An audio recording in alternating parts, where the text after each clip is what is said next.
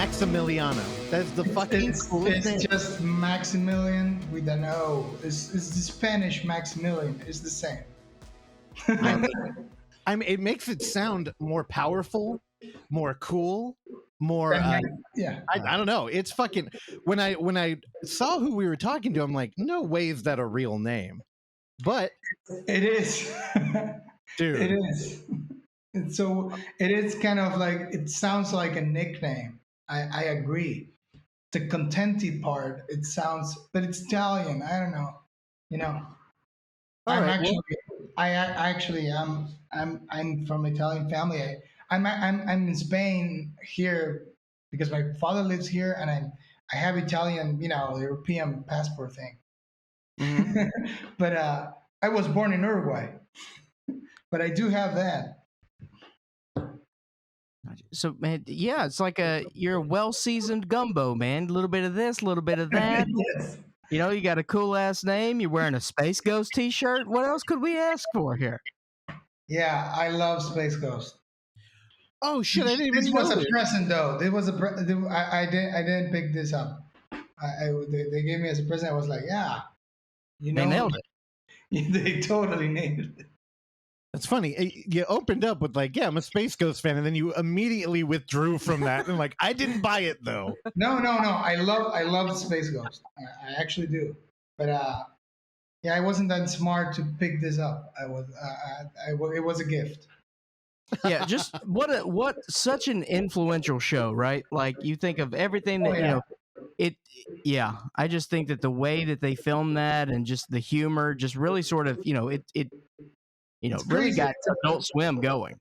Just a recycle shitty Hanna-Barbera, cartoon turned into a talk show about nothing, about just it's so original and so crazy and very much influential. Yeah.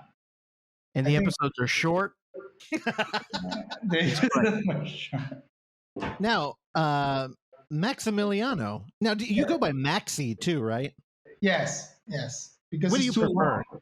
Yeah, it is pretty long. I felt that right now. Maxi Contenti sounds okay too, and Maximiliano is kind of like, yeah, well, when I had to, make I guess a very serious movie, I'll put Maximiliano. For formal situations. Maxi Contenti sounds like a fucking hard-hitting Italian filmmaker, though. Now, I'm terrible with geography. Where's Uruguay? That's okay. Uruguay will be like where Argentina is. It's Latin America, South America. It's South America. So it's a small country squeezed between Argentina and Brazil. So that's where it is. It's the small brother of Argentina, pretty much so.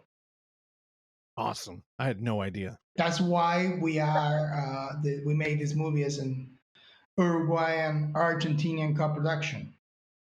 That's the usual thing you do. You either do the movie with Brazil or with Argentina, or you just crash and burn and make it yourself, and nobody sees it, not even in your country. Nobody. There's no way. I mean, just not. There's no industry to be able to make a proper film by Uruguay by itself. You had to get co-productions going. Yeah, it's always interesting the way international markets work. Because out here in America, it's very like you can make a home brewed thing and there's a bunch of avenues to go down. But then you see a movie like Raw come out, and I felt like it was like the UN. There were like 42 countries that took part in that movie. Yeah. That actually, if you get the Blu-ray of the movie that's coming out, I did an audio commentary about it, and when it starts, it's like a minute of logos, just logos going on, and I mention it. I mention, okay, lots of logos.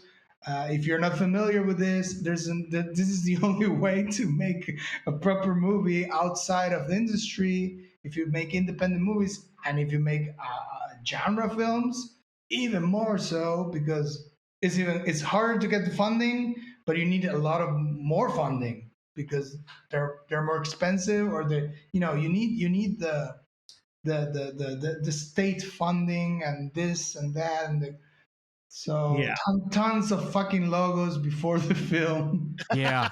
I don't know. I kind of think that's like a hallmark of a filmmaker that took it seriously now, though. Like, it used to be kind of funny when you're like, oh, come on, the 10th logo. But now it's kind of like with The Room, like with Tommy Wiseau. He's got like 3 different versions of the same one. It's all his production company. He just throws it all together. So it's sort of that same my thing. production company is just one logo. There you go. I'm not that expanded as Tommy Wiseau. But no, we were talking about now again, Russell, as I've mentioned to you before, I went to a overly too fancy school in the 5th and 6th grade. So as a part of our learning curriculum in the 6th grade, I took South American history. Oh, yeah. So I can get to Uruguay on a map, but then we were talking about you were talking about the cinema of Argentina and Brazil. What was that? What was that anthology film that came from Argentina several years ago? That I very much Wild Tales. Wow! You remember that one, yeah. Relatos Salvajes. Yes, that was a huge film. Damian Cifrón. Damian Cifrón. Yes. Yeah, that was a hit. Yeah, I mean, it made waves up here. I remember it was in many theaters here in the Bay Area, and I thoroughly enjoyed that. Yeah. But but what is let's talk a little bit more about the film scene in Uruguay. So it really is you got to scrap everything you can because you're in between those 2 big monster countries, right? Right. Yeah, you have to. If you want to make a proper movie, you need to get all the and you need to. I mean, film funding it's limited. It has grown the last years. I mean, it has got better, but still you need to pick up this little fund and then go and pick the next, and then you don't get that one, so you wait for a year and go and pick the other one, and then you make the movie and get more funding to finish it, and it's that's how it goes, how it rolls. And like I said, when it comes to genre films, it's been years that those films are just not being helped out for obvious reasons, because these film funds are just cultural kind of oriented, and entertainment movies, popcorn movies, genre films, fantasy films are seen as just just not cultural or not representative of a culture, so of your country. I think that's the worst, the wrongest way to think about, and that changed a bit in the last decade. But when I started, and like 10, 15 years ago, I remember presenting like fantasy films and film, horror film projects, and getting just completely rejected. You either do them by yourself, completely independently, or you didn't. So yeah, that's how it works out over there. You need to pick up help from wherever you can to make the most of it, the most competent film possible. And you yourself, you've always been a genre guy, right? Because you were talking about being in San Francisco on your 18th birthday, and even at 18, you wanted to go see all the scenes of where Vertigo was filmed. So is horror always been important to you? Yes.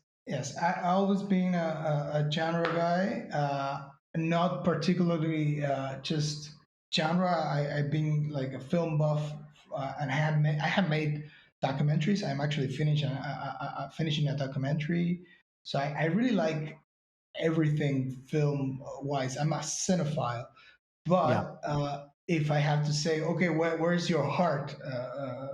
Where's your heart at? I'll have to say, oh, okay, it's Spielberg 80s, and it's Carpenter, and it's I don't know, just like I go straight into the popcorn, Yeah.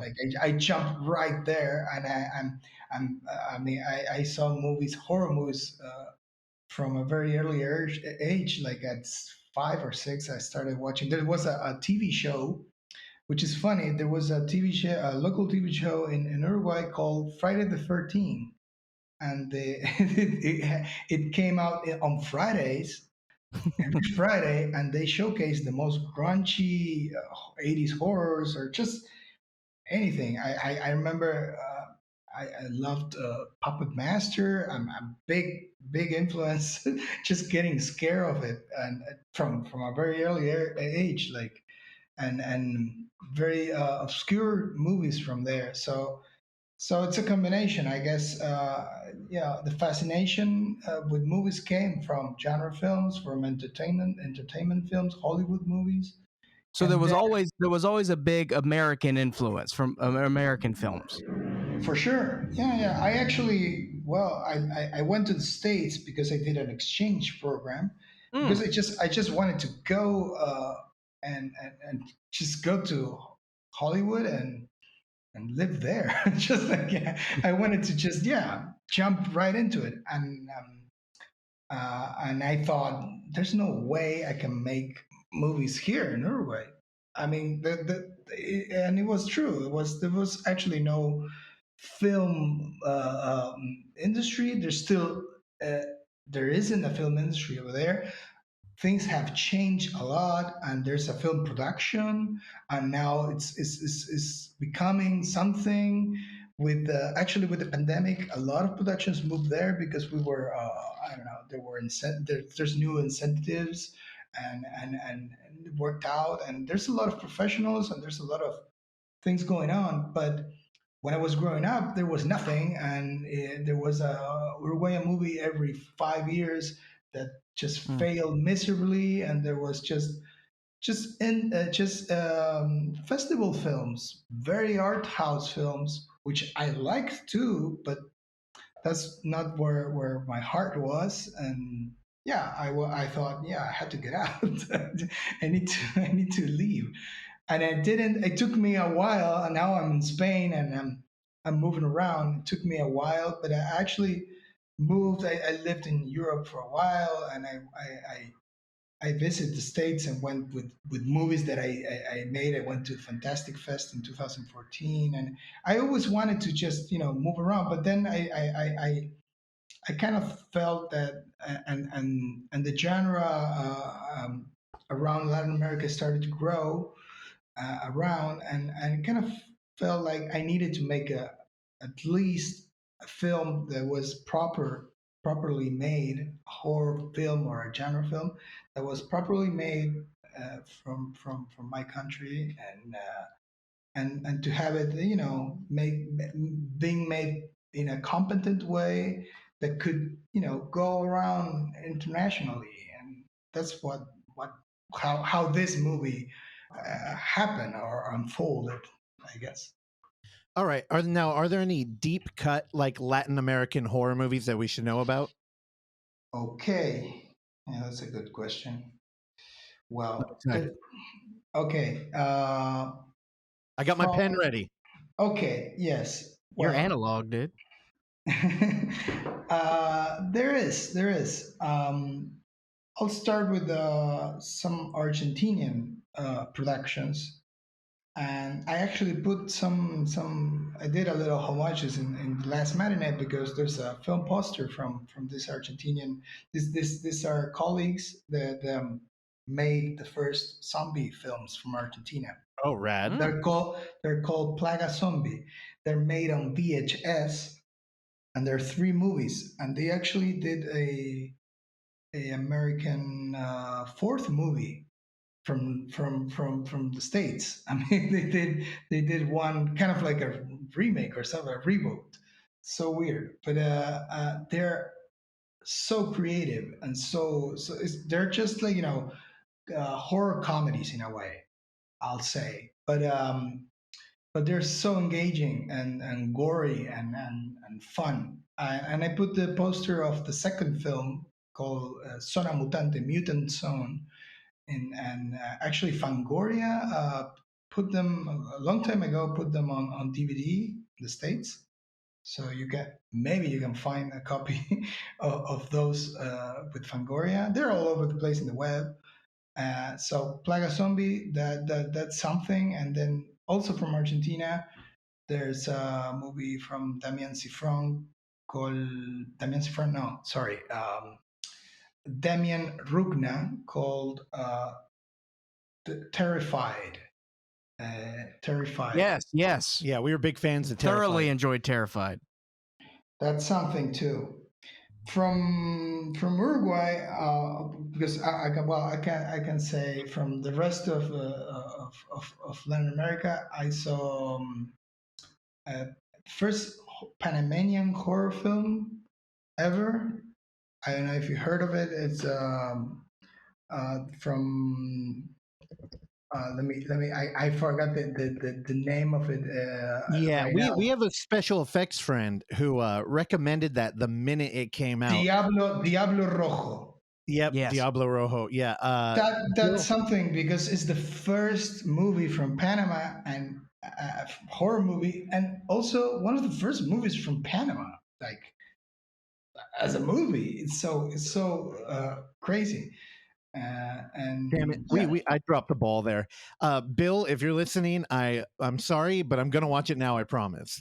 I told our buddy who does special effects. I think he just worked on the new Walking Dead spinoff. He recommended that, and I was like, "Oh, dude, I'll check it out." Completely forgot. But Maxi, Yeah. Now we got Maxi sign off on. I know now. Yeah, so he's gonna get the credit. But Maxi, dude, Plaga Zombie, that's what I like. The VH, Okay. I'm looking it up right now, dude. I love like regional horror that's kind of was never made. Yeah. Well, are you on a plane right now? I'm not. You're taking off. That was good. No, dude, Plaga Zombie looks great. You said there's 4 of these movies too? Well, there's 3 originals from Argentina. I actually played a zombie on the 3rd one. Good luck finding me there because I'm all in makeup. But I have a picture. But yeah, they made an American 4th movie. It's not a reboot. It's just like an independent production that continues the story. And they're just crazy. The guys who made them were like a team since they're since they were kids, they were friends, and they made the most engaging and amazing independent genre films ever. The main director that continues this trope, and he made a recent zombie movie called I Am Toxic, Soy Tóxico. It's Pablo Pares. So you should search for Pablo Pares. It's one of the directors of the Plaga Zombies. The other one is Hernan Saez. And then also there's uh, I guess there's more in Argentina going on than in Uruguay, because if I had to mention Uruguay, I'll say, well, there's the Silent House that was made, La Casa Muda, but and it's a movie made in one shot, and they did a remake about it, Silent House. Maybe you heard of it. Yes. And I'm not very much into it, but it's a technical feat, and it was really something when it happened. And so the director Gustavo Hernandez, it's yeah, he made a lot of he made like 2 more horror movies. I'm not much into the that type of horror, I guess. But I mean, it's fine. It's just uh, I like the accomplishment of that movie and the movies he made. But if I have to recommend, I'll go with the guys from Forza Producciones and Plaga Zombie, and Cool. and that's it. Now, okay, you're clearly a film fan, but I still have a problem here. You went from Hitchcock with Vertigo, and then you brought up how you love Puppet Master. Do you really love Puppet Master?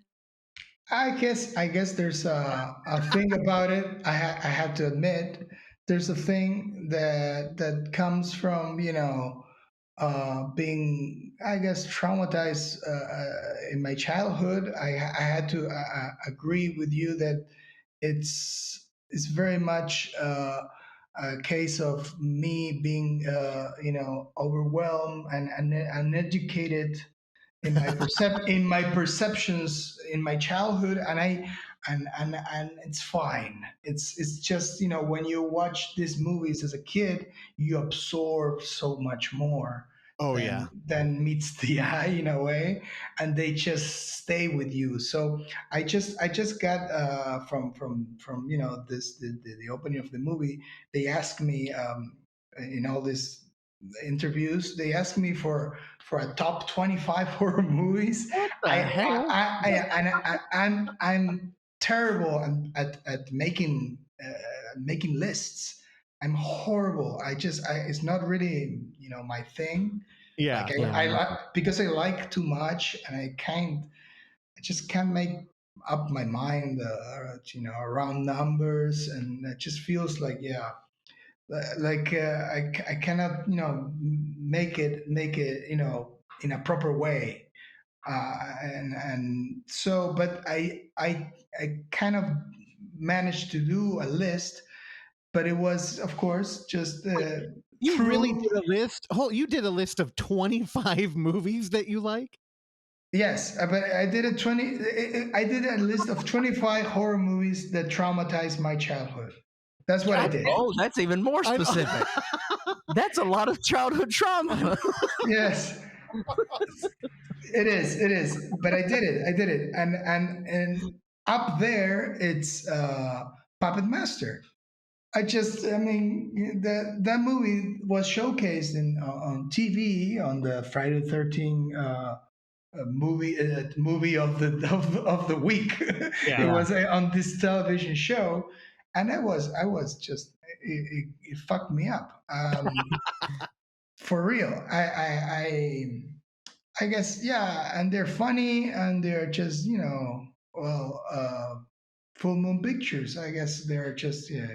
It's a Full Moon, right? The Yeah. production company.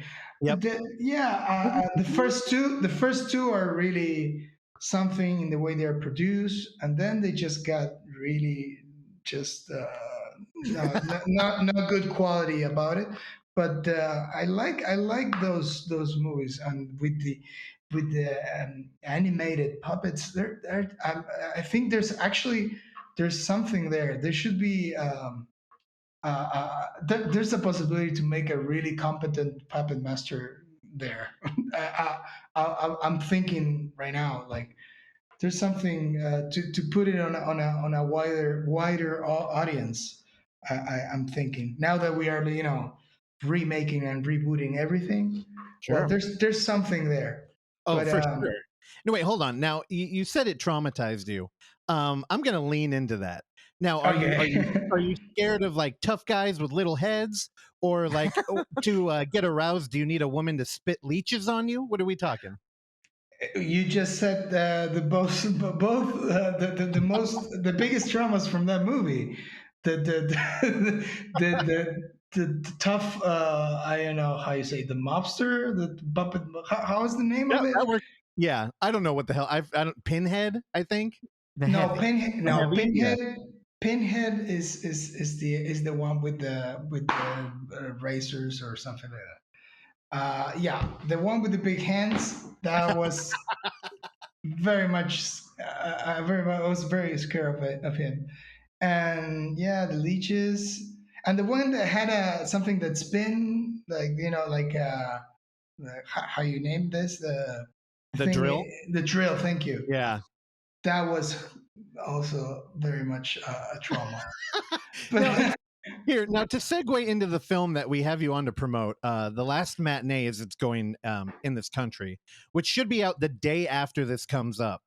Um, I wanted to call you out on not having any influences from Puppet Master, but actually, Blade's look does kind of carry over into our Black Glove Killer in your film.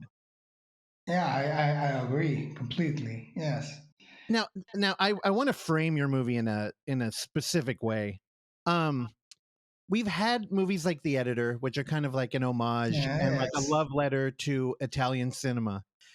And me and Clark were watching it, and he typically doesn't like slashers or like black glove killers.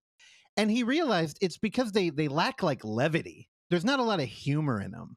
Now slashers, there's humor, most of it unintentional. Yes. But you mean, well, like, I mean, Freddy with his one-liners, I get it. And I thought it was interesting because your film does have a lot of humor. But then we meet you on video chat and you have a ghost space ghost shirt on.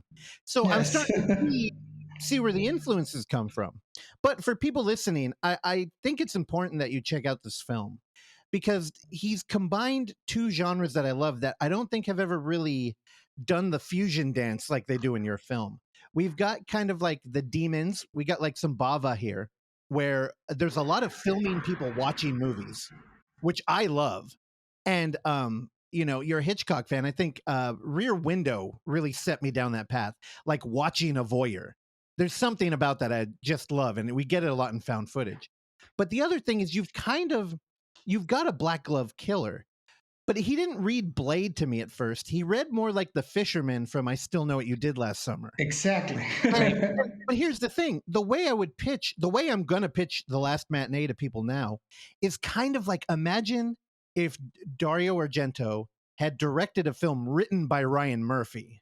Do you think that checks out? Oh, that checks out. It's exactly a fusion. I'll say it's a fusion or a marriage between giallo and slasher, but it's more the slasher. It's more, you can point it out as a neo giallo in a way, the movie, but it's more a slasher at heart, the movie. It has a giallo scent or inspiration or just a perfume of it in the visual imagery and all that, but it's not specifically giallo. It's not a whodunit in the story wise. It's more a slasher. It keeps up the mystery, kind of like Michael Myers. You just come up with the backstory, or I mean, there's a backstory, but it's not told in our killer. It's more in a symbolic aspect of the movie. It's more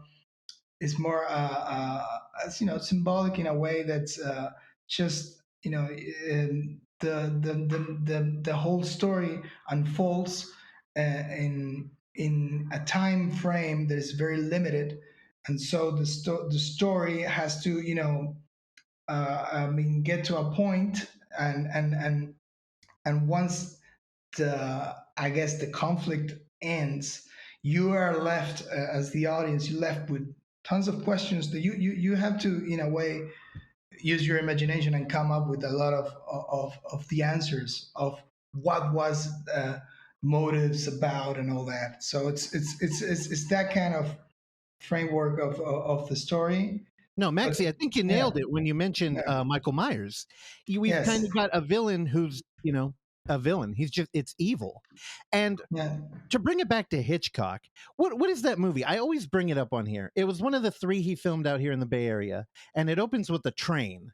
I bring this up all the time on the show, and the plumes of smoke coming out of the train are black. And I just remember in that book, Hitchcock Truffaut was talking about how the black smoke kind of indicated that evil was coming to town. And I got that vibe from your movie, and I swear to you, I'm not like blowing wind up your skirt, if that's the saying. When I saw your film, Maxi, I know you watch a lot of movies and you're up to date. You know what I hate? I hate it when people steal that shining Kubrick top-down camera of like the car driving to the haunted house. And you know what? I know what you're thinking, because your movie opens with the top-down shot. Yet the angle you have it at, it's directly down.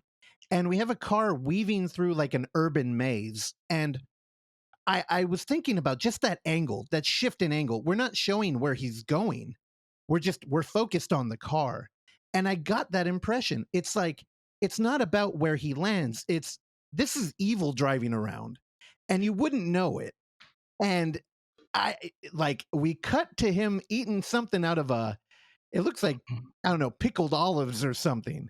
But you instantly are tapped into like, oh fuck, this is like Maniac.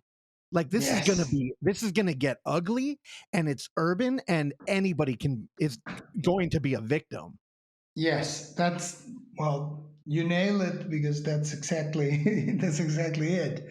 And about the shots, and yeah, of course, the obvious shining homage or reference or whatever. There's an aspect to it that I added that I'm there's a lot of foreshadowing on that, and I can talk about the inspirations of that opening a bit. There's one of them is a foreshadowing that is not paid off, but which is the opening the opening boat. But it will pay off if the story continues. Oh. I'll promise you. But this is like, a sneak, I guess, a sneak preview of if this story unfolds, and I managed to continue the story. The on sequel, or on the next movie, there's a lot of things to, I guess, to dig about, and To expand. about and explain, and that boat is one of them. But for real. But the other thing is, I wanted to do this shot with the chimney, and you cross about the smoke Yeah. of the chimney. The smoke was CGI. It wasn't there, but I wanted. I like this because you mentioned the smoke from the It was from the Shadow of a train. Doubt. Have you ever seen that Shadow one? of Doubt. Yeah, Shadow of a Doubt. Yes. Not the Because trouble with Harry. No. yeah, I like the idea of the smoke and crossing the smoke, kind of like, in a way, being like you're crossing into the fantasy land. You're crossing the smoke and mirrors.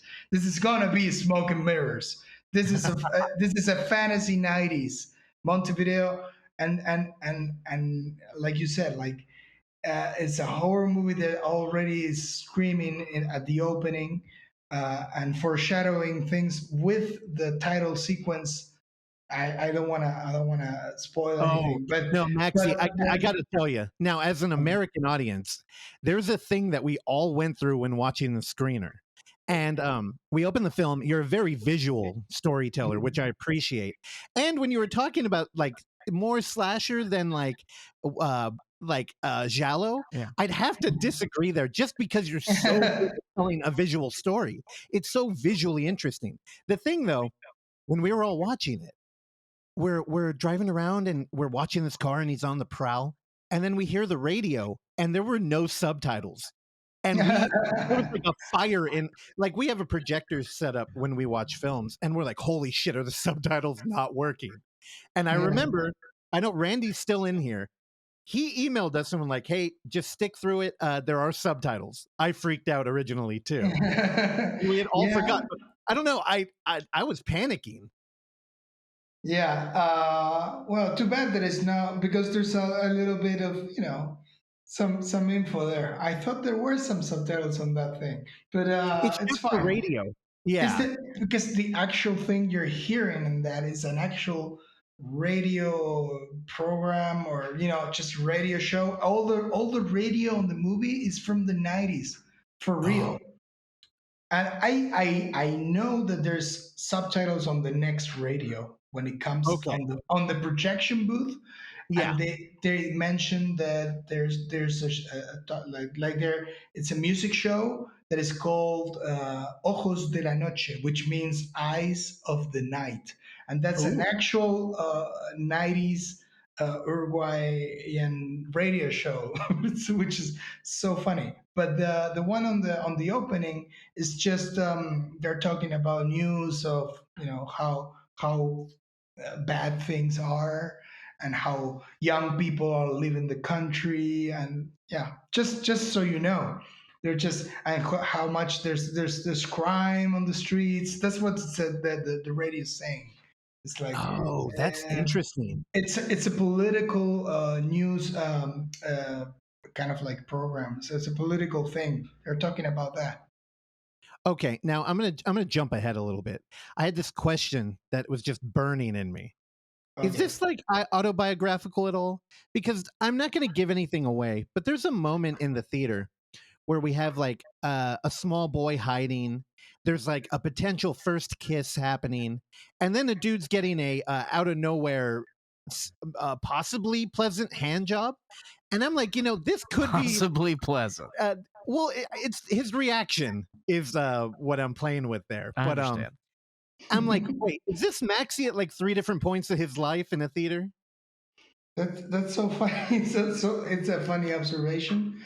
I always get the observation about, oh, are you the kid in the theater? But I never got the other ones. And I'll say yes to the kid, and the other ones I'll leave them as a mystery because I don't want to confess that. But That was just a low key way of asking our guests, "Hey, have you ever been jerked off in a movie theater?" Well, But, Lance wants to put it in a song. I mean, he could say it on a podcast. Well, she's got one hand in her pocket; it's already there. So. it's just she's giving him tickles on the bellies. That's what he's doing. Okay, and the kid, yeah, that's very much connected with me and the time period, and actually those theaters. I remember going when I was like 7 to watch on that exact theater the Ninja Turtles. I went to see Ninja Turtles. My man. The 90s, which if you think about it, is a very dark movie It is. Yeah. It's Yeah. dark, and I remember Raphael curses. That freaked me out, man. and it's is New York in a very grungy way, and a lot of crime going on, and just everything kind of connects. And the fact was that I was alone watching this movie, and it was dark. I mean, movie theaters were much darker in the 90s. There was a guy with the with the light, it just showing you the seats, but there weren't lights on the floor or anything like that. Oh.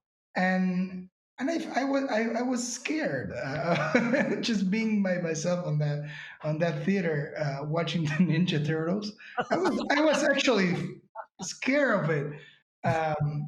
So yeah, it's connected. It's connected. I don't remember going to watch a horror movie when I was a kid, or sneaking to watch a horror movie. I wasn't that savvy on doing those things. Yeah, I saw them on my house, at home, with this program that I mentioned.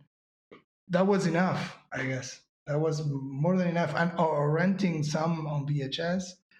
I don't know how. Anyways, I don't know how I got away with it, because I was watching, I guess, horror movies, like Friday the 13th when I was like 6, Oh, wow. or yeah, very young. I was then I had horrible nightmares, but yeah. Yeah. But then I went back and I saw more. I kind of enjoyed it. Yeah, and there's a very close humor aspect to it.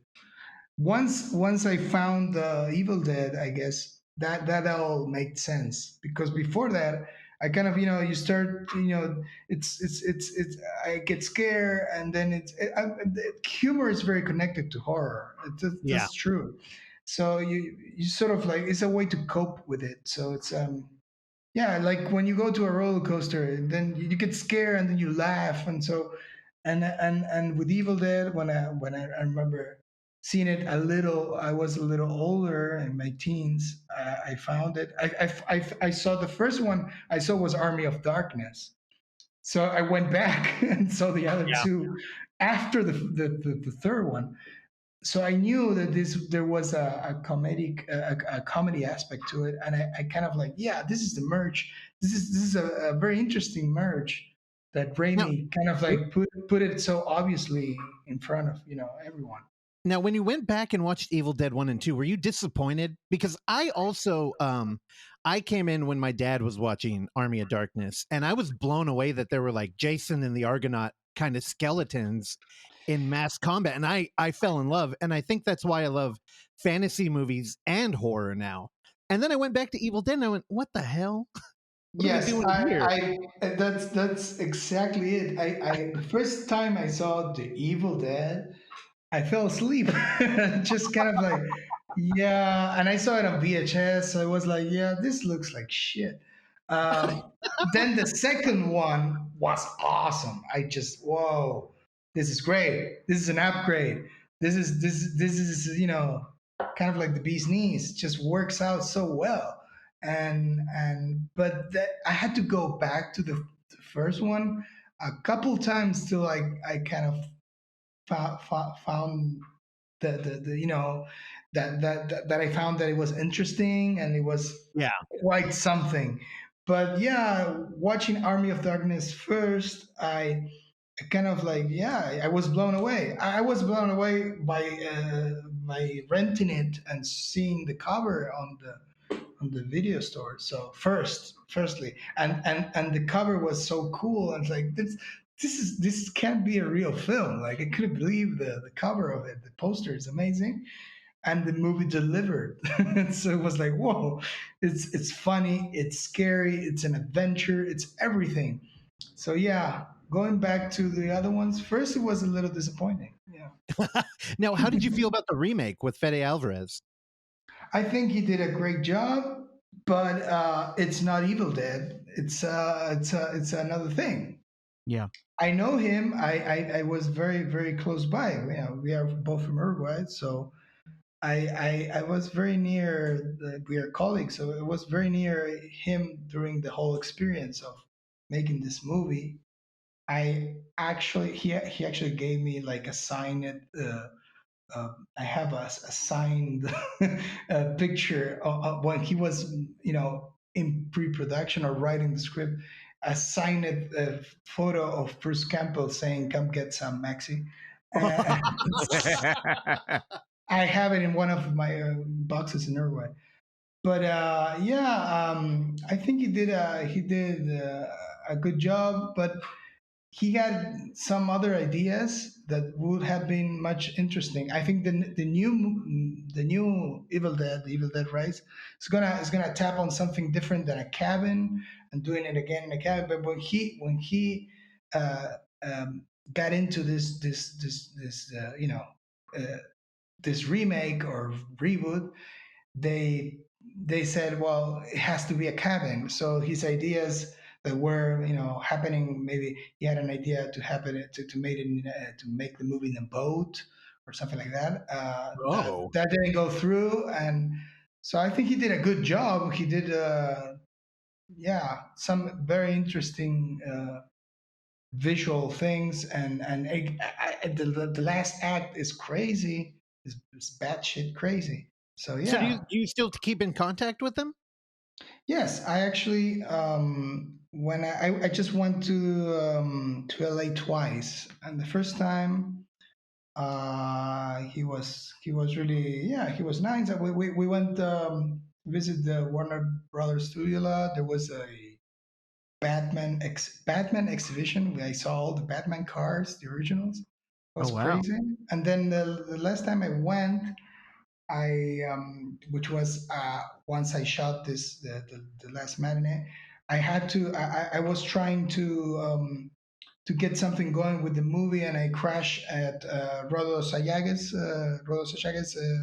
place for a few days at his home. So yeah, they're cool. Actually, the now that I mentioned, the stunt choreographer, who's an actor in Don't Breathe. It's one of the actors in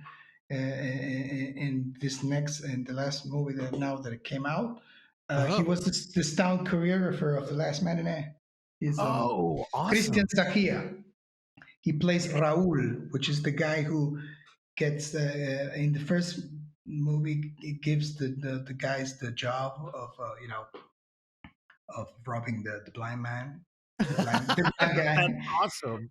And now he plays a bigger role, but it's the same character. And says it's yeah, Christian is a very old friend of Fede. So yeah, we know each other from Uruguay.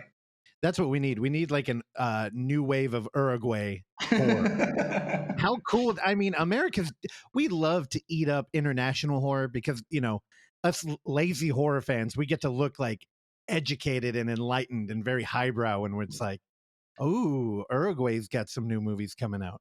Now, I'm sorry, I got a sidetrack there hearing about your Army of Darkness, but to get back to your film. Now, Yes. you snuck into a theater and watched Ninja Turtles. I snuck into a theater and watched Scary Movie 2, which, honestly, your film, I'm thinking about it more. It's more like Scream 2 meets Demons. And I think I like your movie so much because you took the part out of Demons that I didn't love, which is like all the chaos. And we really live in this beautiful theater for a large part of your film. And I hate to ask it because I know it's hack, but was that can you talk a little bit about the location you shot at? Well, the movie it's well the movie was inspired. I always mention this because the whole idea of the movie was inspired by its location. I shot a commercial years ago there. I was doing this commercial for we have a movie day in Uruguay. So during that movie day, the movie tickets are cheaper and there's special screenings and stuff like that. And so I was doing the commercial for it. What is the movie day called? Is there like a name for it? Dia del Cine. It's just like movie day. Dia Nacional del Cine. National Movie Day. Just That's rad. Where did that come from? I don't know. We have weird days. We have that day, and we also have a very special, which is kind of funny because the movie comes out on streaming, on VOD and all that, on 24th of August 24th, and August 24th is the Dia de la Nostalgia, which is Nostalgic Day in Uruguay. We have this party in Uruguay. I sidetrack it. I'm sorry, but it's no. You're good. I want to hear about this. Is so interesting. We have a day for nostalgia. People, and this is like the biggest party in Uruguay, actually, like for real. People party and celebrate the past times and hear oldies and just there's an 80s party and a 70s party and then a 60s party and then the people dressed up like Halloween is like our Halloween for real. It's like Dia de la Nostalgia. But see, that's very healthy that you do that in a day. Here in America, we do that for 365 days. I would argue here in America, we're trying to erase our history. So, going back and celebrating. Well, one half is, and the other half is deeply rooted within that history. So, and weird things happen in that day. Actually, they actually do happen. And there's some people just love it and they organize private parties. And some people fucking hate the day, and it's so interesting. It's really interesting, and I think it's the only country that has a nostalgic day. So we're very much out for it. Yeah, I'm sorry, I had to work that in. So, what do you? Are you all about Nostalgia Day, or are you like, man, fuck you guys, you lock the door? I'm never was into Nostalgic Day, but I'm very much into nostalgia, I guess, because I really like. The past, and I really like history and this movie history and old movies and I just I enjoy that. So I'm very much into nostalgia, and I really enjoy going back and rescuing things and bringing just I think I have a glamorized look at the past. I do. I'm fine with it, and I think movies are the best time travel artifact that we have. It's amazing. We can go back and we can just enjoy our history, or just rewrite it, or just make it an entertainment piece or something like that. So yeah, I really like that that aspect of film. I really do. So I am always thinking of projects that are based on something in the past, or based on some true event, or just I like history pieces. I like to go back. I enjoy Yeah. it. I think that's why I like The Last Matinee so much. Is normally when we're, paying homage, we kind of just live there and they don't really do anything with it. You definitely made a like modern version of giallos and like slashers too, which are kind of getting a new breath of life in them too with Oh yeah, yeah. yeah, It just so happens that we are having a new wave. yeah. It's coming through. It's so it happened in the last year, I think, with the Fear Street, and then the what was the other one that just Well, we got well, Halloween back we too. have a Halloween back. I mean, yeah. And there's that book out now, the Final Girl Support Group. And Oh yeah, it's interesting because now slasher films they're turning into a celebrate the final girl, not so much the killer. And I think a lot of people are going to try and move your movie forward as kind of like an Italian homage, because a lot of intellectual horror fans, we really like to live there again yeah, because it's international, it makes us sound smart. But I think you kind of you fall into that new wave of slasher. It is a yes, very like protagonist forward film. yes, I think it did something really modern and really captivating. And I again, if you're turned off by giallos, because there are a lot of slasher fans who do not like Deep Red. They don't get it. I'm take a chance on this one. So Scream fans need to watch this. Oh yeah, and Scream's coming back too. Man, this is the perfect time for your film to come out. it is. It is. Yeah, yeah. Well, I think you summarize it perfectly. Like, yeah, it's I think it's a modern take on, because that's what why I say it's kind of like a neo giallo in a way, but it's not specifically giallo, and it's and being that sort of like new approach to it, maybe it takes off the weight of for new audiences with the giallo, with the just going, okay, you need to see Profondo Rosso, Deep Red. Oh yeah. You need to see those classics, or Cento's opera, and the dubbing and everything like that. It's just like, oh, it's kind of like heavy for the modern audience. It's just like, oh. And if you get a leeway with this movie, it's good because it's presented, and then, oh, okay, now I'm gonna check the classics. Now I'm gonna check this or that, because this movie kind of presented it in a more modern way. Now, Maxi, I love it when we get filmmakers on here who are truly authentic fans too. And I'm looking at your IMDb page. I'm not familiar with any of your films. Are any of the other ones released out here in the States? No, actually not. I made before the Last Matinee, I made tons of short films, but I also did a couple of features and a documentary feature. And actually, I can mention this on the Blu-ray edition that's coming out in the States, and also it's coming out with Arrow Films. It has a Blu-ray edition of Last Matinee. There's gonna be tons of extras, so I'm really happy about it, because there's gonna be a way to showcase my short films, and also there's gonna be an extra, a very special one, which is my first very independent, no budget feature film called Muñeco Viviente 5, which is a horror spoof. Actually, it's a comedy Ooh. horror spoof, which I actually did a little winking Easter eggs in the Last Matinee. The poster of the movie, which is a 2008 movie, it's in there, but it's a movie that happens in the it happens in the 90s, so it's fine. It's like there's a few anachronisms that I put on purpose on the movie. So, but I think it's gonna be on the extras of this Blu-ray, and it's if it's translated as Puppet Pal 5. So now you know where it comes from, the puppet thing. All right, well, Max, we got to wrap up. Yes?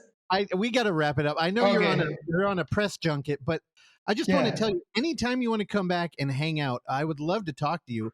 I feel just, no, I was selfish and I got into what you wanted to know and what you liked and your inspirations, but we'll be doing the hard work out here and pushing your movie for sure. It's beautiful. And I think you've made a palatable giallo for slasher fans that couldn't give a fuck. So, dude, you killed it. Maxi, thank you so much. Okay, awesome. I'll love to come back and we can just chat some more or just talk about movies and whatever. We'll do a deep dive on the Puppet Master. Yeah. Well, doesn't have to be about my movie. No.